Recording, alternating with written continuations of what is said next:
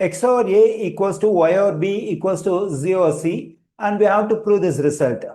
Since three ratios are equal, it's called proportion. Let me assume the value of this x over a as some constant, that is k. Then what is the value of this y over b? So the value of this one is also the same k, and the value of this one is also the same k, because all of them are equal. So let x over a equals to y over b equals to z over c equals to k, I assume.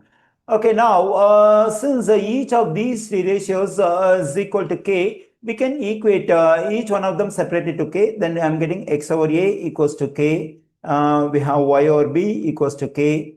Z over c equals to k. Let's multiply both sides of this equation by a. Then we get x equals to a times k. The same thing we can do over here to solve for y. Then I'm getting y equals to bk. Then z equals to ck. Okay, now let me take this ratio and plug in ak for x, bk for y, and ck for z. Okay, let me do it. That is x square negative yz over a square negative bc.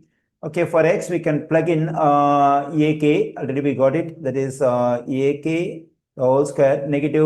For y we have bk, and for z we have ck divided by a square negative bc. Okay, now let's consider this stuff. A and k are multiplied. We have the exponent 2 in common. Whenever two values are multiplied, there is a common exponent. The exponent can be distributed to each value and multiply the results. Then we get a square times k square negative.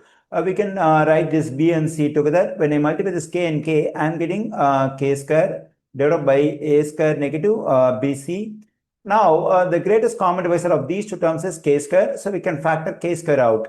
Now, to get the stuff inside the parentheses, we have to divide both the terms by the one I factor, that is k square. When I divide this one by k square, I'm getting a square. When I divide this one by k square, I'm getting negative bc divided by a square negative bc. So this one will cancel. I'm getting k square as result for the first ratio. So when I do the same thing, that is when I plug in x equals to ak, y equals to bk, and z equals to ck in this one, for this one also I'll be getting k square. Already we got k square for this one.